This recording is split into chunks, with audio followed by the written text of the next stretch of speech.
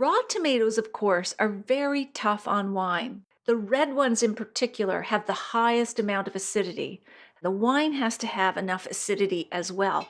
Otherwise, what's going to happen is the wine is going to taste wimpy. However, good news, you can find high acid wines, both in the red and the white. We're going to get into that. But also, tomatoes are often cooked in a multi-ingredient dish or sauce, such as ratatouille or marinara, which softens their acidity and rounds out the flavors. So, what can you drink with acidic tomatoes, or even when tomatoes are cooked? Try juicy Italian red wines. Barbera, Valpolicella, Dolcetto. They all have complementary, nice red, vibrant fruit flavors, but they also have a touch of spice and what I call mouth-awakening acidity.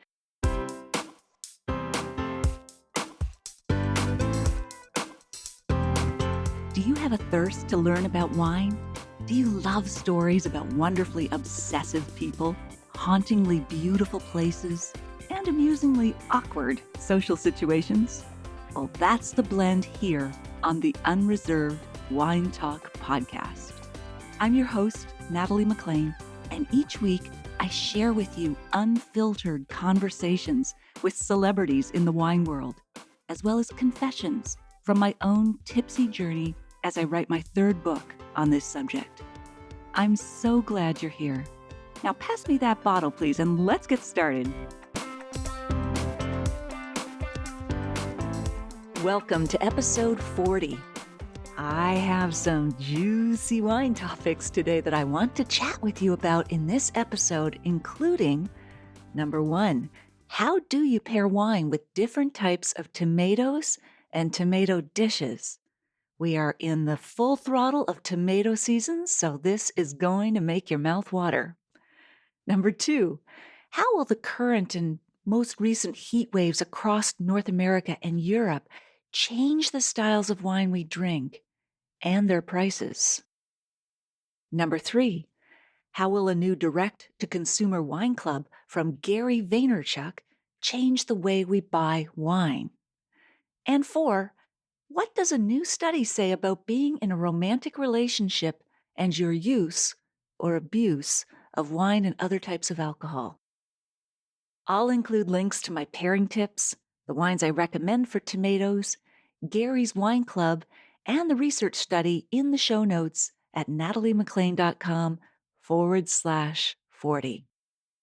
Before we dive in, I'd like to share a note that I received recently from a listener. I'm not going to reveal the name of this person for privacy reasons, but her note really touched me, and I think it'll resonate with you too. She writes, quote, "Thanks for the great tips on your last podcast.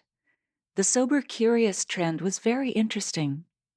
I always wonder if I'm becoming an alcoholic when I have a glass of wine, especially when I have a second or third glass. Every day around 4 p.m., the urge to have a drink pops into my head. And if I ignore it, then maybe after an hour, I'm fine and I have a cup of tea instead. It's good to talk about this worry with you. I also bought your book, Red, White, and Drunk All Over, years ago and loved it. Thanks, Natalie. You feel like a friend I've had for years." Oh, wow. End quote. Well, thank you so much for sharing this with me. I really appreciate your openness and vulnerability. You're talking about an issue that I think a lot of us think about. I call 4 p.m. the arsenic hour. It's often the time when we're the most exhausted from a full day of work, and we haven't yet found our second wind to relax for the evening. I struggle with that personally, and I use a combination of tactics to try to combat that urge, including trying to slow down every motion I make, from deliberately walking at a more leisurely pace to just stopping and doing some deep breathing. I go for a walk when I can. I have green tea, and I take a supplement called Zen L-theanine, which is an amino acid that's also found in green and black tea, according to the website Medical News Today. It may affect the levels of certain chemicals in the brain, including serotonin and dopamine, which influence mood, sleep, emotion, and cortisol to help the body deal with stress. Of course, this isn't medical advice, and I'm sure as heck not a doctor. I'm just sharing what works for me in case that's helpful to you. All right, let's dive into our topics today.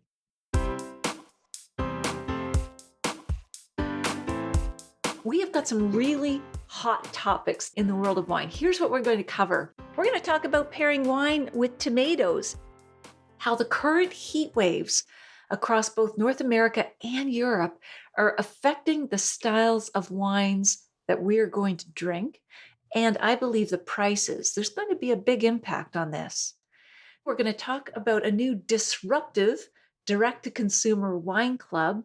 Think Uber or the Airbnb of wine by Gary Vaynerchuk. You may remember him from Wine Library TV more than a decade ago, and he's since gone on to do really big things in the digital world, but he's back again with an innovative, disruptive wine club. And we're going to talk about a new study that says if you're in a romantic relationship, you're less likely to abuse wine and other alcohol. Of course, I selectively always choose the scientific studies that support my lifestyle, but heck, why not? What I'm drinking tonight is La Crema Pinot Noir from California. Loving it. Comes from a cool climate of Sonoma. Big glass. As Gary Vaynerchuk would say, big glass. I kind of bleep myself there in case anyone's got little ones around. Shall we dive into our first topic? I'm going to give you kind of the overview, and I want to hear from you what you think about the topics as we tackle them. The first one, pairing wine with tomatoes. And the reason, of course, I want to talk about wine and tomatoes is that we're coming into tomato season. Raw tomatoes, of course, are very tough on wine. The red ones in particular have the highest amount of acidity. So tomatoes come in many shapes and colors. But when we're talking about raw, we have the most acidity because cooking will soften the acidity, as will other ingredients. That's why they are so tough on wine. They've got this vibrant burst of acidity that really does need to be matched in the wine. The wine has to have enough acidity as well. Otherwise, what's going to happen is the wine is going to taste wimpy and flabby. It's going to just sort of fizzle out next to that raw red, especially red tomato. However, good news. First of all, you can find nice high acid wines, both in the red and the white. We're going to get into that. But also, tomatoes are often cooked in a multi-ingredient dish or sauce, such as ratatouille or marinara, which softens their acidity and rounds out the flavors. So, what can you drink with acidic tomatoes, or even when tomatoes are cooked and they're softened within a dish? They've taken off their harsh edge, they're still going to have lots of acidity. So, try naturally juicy Italian red wines. You think what grows together goes together. So if you think about Italian cuisine, lots of tomato-based dishes, tomato sauce and lasagna and pizza and everything else, and wines. They have a lot of red wines with terrific, vibrant, racy acidity. So think Barbera, Valpolicella, Dolcetto. They all have complementary, nice red, vibrant fruit flavors, but they also have a touch of spice and what I call mouth-awakening acidity. As I've said before, don't be afraid of acidity in wine. It is what salt is to food. It brings forward flavor. It lifts the flavors. Now, you don't have to be limited to Italian reds. You can also try cool climate Pinot Noirs from Burgundy, Canada, New Zealand, and Oregon. They have those aromas too, together with the tartness, the acid. It's another way of saying acidity is tartness that is absolutely needed for tomatoes. Now, what I don't find works is warm climate Pinot Noirs, like those from a warm region of California. Now, California has both warm and cool regions. So you think Carneros or Sonoma, that's cool climate. But if we think of warmer areas like Paso Robles or even Napa, Those Pinots can be very ripe and round and a little too soft on the acidity. Therefore, in conjunction with the tomato, they can taste kind of flabby. All right, we don't want that. And as well, Pinots with high alcohol, 14% and above, they can also just start to taste too warm and too alcoholic. Australian Shiraz often has the nice ripe dark fruit flavors, some balanced acidity, not as high on the acid as Pinot Noir and some of the Italian reds I've mentioned, but in heft and flavor, it can certainly hold its own against tomato dishes. Not against, they should be working with each other, right? So, not all tomatoes are created equal, right? There are so many different varieties, starting with just even the colors yellow, golden hue, purple varieties. All of those are sweeter and less acidic than traditional red tomatoes. And even red comes in a variety when we think Roma tomatoes and hothouse or hydroponic. And I mean, there's just so many iterations in tomatoes. Then, beyond the actual types of tomatoes and their natural level of sweetness and acid, we get into bridging ingredients. Before we even get into cooking, there are bridging ingredients. So, think of a caprese salad, that traditional Italian salad composed of sliced tomatoes, mozzarella, basil, and olive oil. These ingredients, the other ingredients that are with the tomatoes, the nice soft cheese, the basil, the olive oil especially, soften the perception and tartness of the tomato. So therefore, you can start to bridge into red and white wines that don't have as high acidity. So maybe you go into a warmer climate Pinot or something else. Also, if you've got a raw tomato and you love it and you love that chin dripping essence of late summer, a way to soften the acidity if you're having it with wine is put salt on it. Although we need to be in moderation with salt, it softens down the acidity of many foods.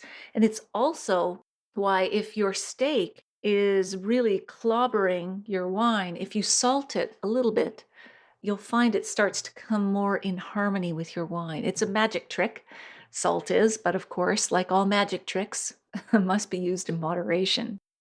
Then we get into cooking tomatoes within dishes, pasta.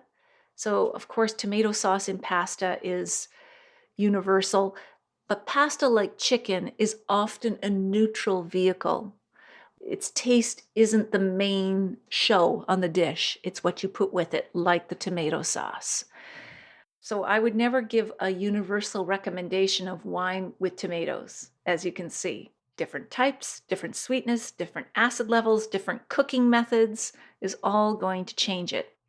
One other thing, when you're having nachos and salsa, when you're getting into some spice and some heat, and yet the cornbread is a little sweet, you can get even spicier with like an Australian Shiraz, which has that sweeter fruit flavor, but also more heft, more full bodied. You can even start dipping into late harvest wines with a bit of off dry sweetness, or more than that, medium sweetness with those kinds of dishes. All right, that's topic one. Shall we move to topic two? We're about to dive into the newsier items. Let's talk about these heat waves.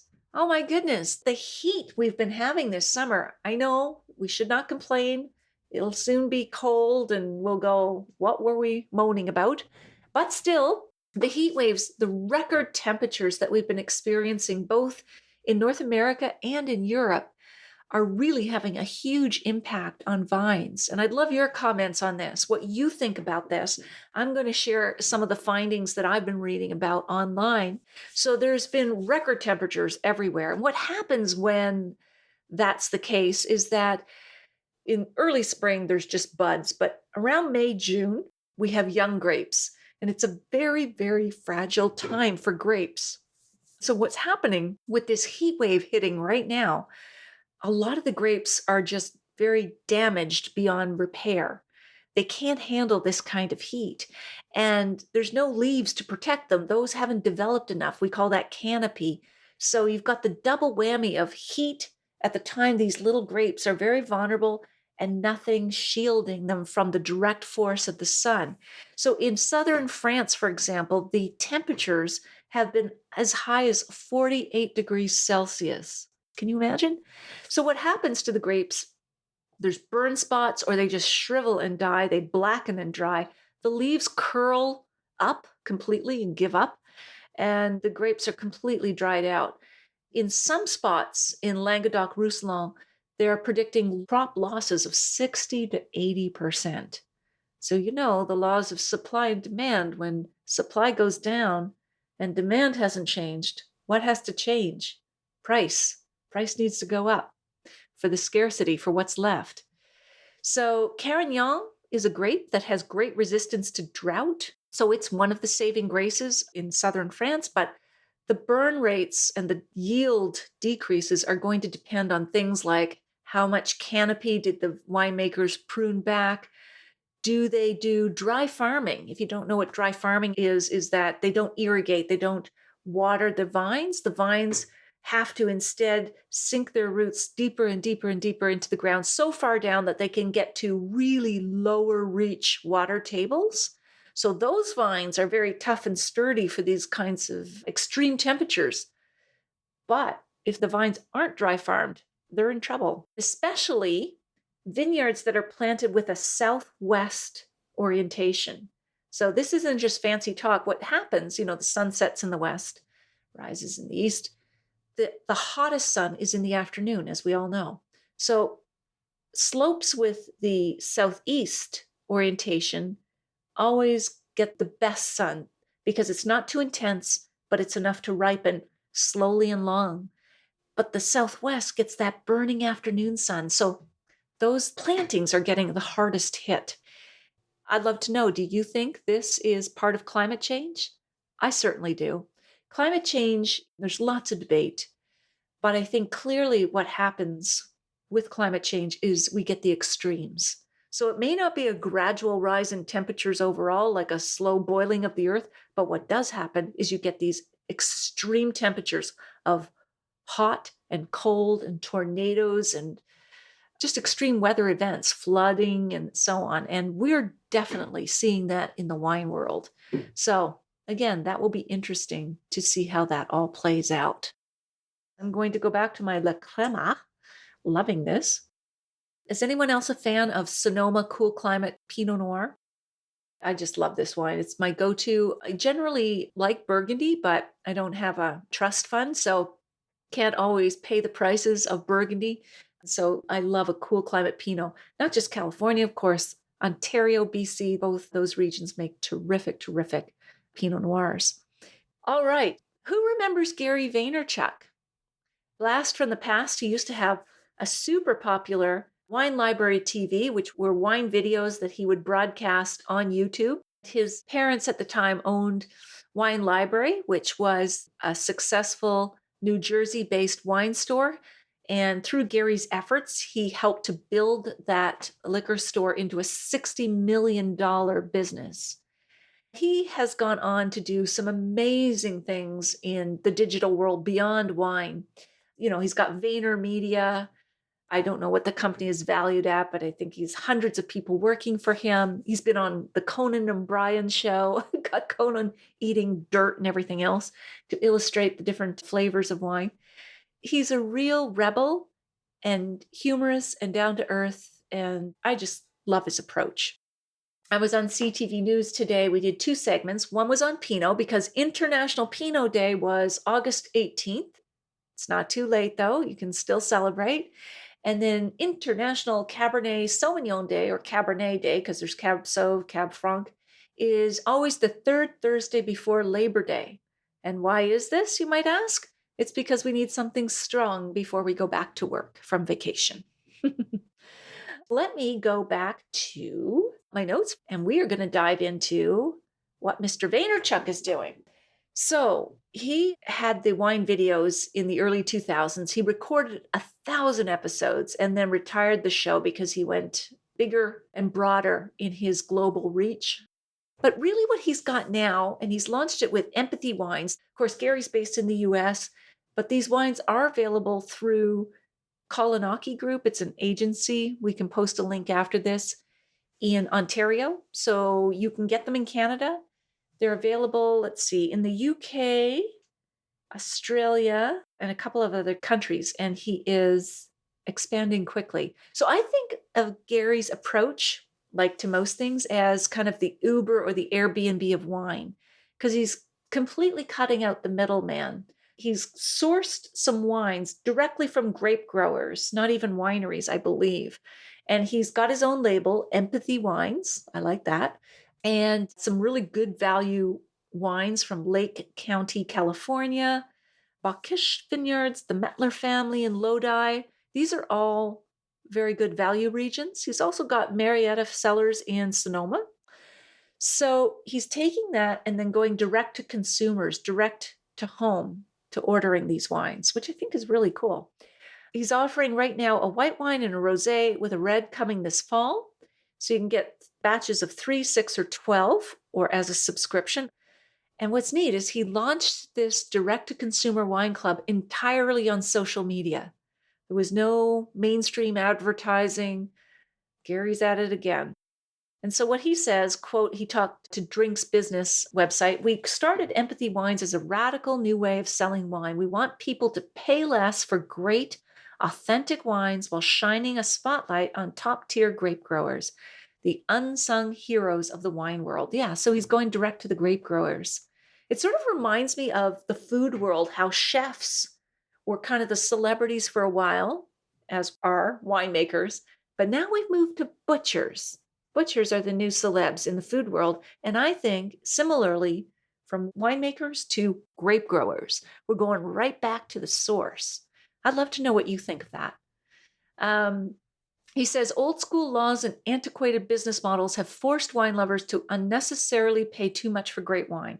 Empathy is able to produce and ship high quality wines directly to consumers who would otherwise pay double the price at their local retailer. So there you go. Oh, here's something cool. Empathy also has an SMS SOM service. So they do texting, and a live sommelier service gives subscribers personalized wine picks via text. How cool is that? All right. So shall we zip over? From Medical Express News comes this study. Those who have a genetic predisposition to risky alcohol behavior, I'm quoting here, are less likely to drink frequently or become intoxicated or suffer from alcohol dependence if they're in a romantic relationship. And this is a study led by the Virginia Commonwealth University researcher, Dr. Peter Barr. It's interesting. Men in romantic relationships often have a protective effect, it says, against becoming intoxicated. And that really is kind of consistent with previous research that men in romantic relationships tend to experience more health benefits than women do. They say that men who are married live longer and women who are married don't. Anyway, this study found no differences between men and women when it came to drinking frequency or alcohol dependent symptoms. And this particular study was based on a study of 1,200 twins in Finland. So that's interesting. They're trying to control all the different variables for all the different levels of severity in drinking, from how often you drink to problem drinking, dependence, etc. Marriage and intimate partnerships have a positive influence on health overall and against risky behavior. And what they attribute it to is increased social control, where partners monitor each other's behavior, and relationships generally have certain expectations. In other words, to be a good father, husband, mother, wife, boyfriend, going out and drinking to the point of excess intoxication is not congruent with those expectations. So, what do you think of that study? It makes sense, doesn't it? I think that you would, within the context of a relationship, have certain expectations and that it would mitigate those. I just think having social contact, even if you're not in a relationship, but having regular social contact is something we need as humans. You know, there's studies about how many hugs we need and so on. And then we depend less on alcohol to fill a void if we have one. So I think this is not just for people in relationships, but it's interesting. And of course, I pulled it. The other thing I wanted to ask you, how many people have my wine app? You'll find it on iPhone or Android if you just search on my name.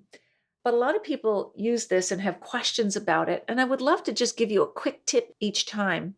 What this does, unlike a lot of apps, is that if you press the little camera icon, you can scan either the front label of a bottle or the back barcode. So it'll bring up instantly my wine reviews, also community reviews, food pairing scores, prices, stock availability, and so on. I would love to do just a little quick hit tip at the end of each of these lives so that you get to know this app and it becomes more useful to you. It's free, by the way. Of course, I give everybody 30 days free access to all my wine reviews, so full upfront disclosure. And then after that, there's a subscription for the last 20 days of wine reviews. Those are the ones in the stores. It's how I pay for the site and all the costs of staff and so on. I find it helpful. I mean, I built the app for my own selfish reasons, but others have found it really useful because it also has real-time inventory and stock of like the LCBO, the SAQ, the BC liquor stores, and so on. So guys, this has been delightful, relaxing, yay. One of the things I'm in the process of doing right now is revising my online courses. I'm going to relaunch them in the fall, especially the signature one. And again, I'd love your opinion. So the name of the course is Get Wine Smart. The subtitle is right now a step-by-step system for how to taste wine like a pro, but I think that's a little dry and boring. So I was thinking about something like your entertaining experience to buy, taste, and pair wine like a pro. But I'd love your opinion. Let me know what you think would appeal to you, but also encapsulate, because it's an experience, right? It's not just, well, another dry, whatever. Here's your Cabernet, here's your whatever. You meet people in a community online. We have a lot of fun. People really enjoy it, but I need to capture that experience in a good subtitle. We'll talk about more features like the virtual cellar and other things in future episodes. But again, your comments, please, on the app, what we should talk about in future episodes, my course title, all of it. I'm totally open to your feedback. All right, guys. So I so enjoyed this. Take care and bye for now. You'll find links to some terrific wines that are in stores now and pair beautifully with tomatoes in the show notes at nataliemaclean.com/40, along with links to Gary's new wine club and the research study. Did you know that you can now listen to this podcast on your smart speaker? Just say, "Hey Google," or for Amazon's Echo, use her name that begins with the letter A. I won't say it now, so I don't set off your device and mine. So I'll just say Madame A, as in, Madame A, play the Unreserved Wine Talk podcast. I'd love to chat with you while you're flossing your teeth, getting groceries, or feeding your parrot. It's always wine time. What was your favorite tip or quote from this episode? Share that with me, please, on Twitter or Facebook, and tag me at Natalie MacLean. On Instagram, I'm at Natalie MacLean Wine. If you liked this episode, please tell a friend about it, especially one who's interested in pairing wine with tomatoes, or the impact of heat waves on wine styles, Gary's new club, or the study about relationships and wine. My podcast is easy to find, whether you search Google on its name, Unreserved Wine Talk, or on my name. Finally, if you want to take your ability to pair wine and food to the next level, join me in a free online video class at nataliemaclean.com/class. I can't wait to share more wine stories with you. Thank you for taking the time to listen to this one. I hope something great is in your glass this week. Perhaps a terrific glass of wine with a freshly picked tomato.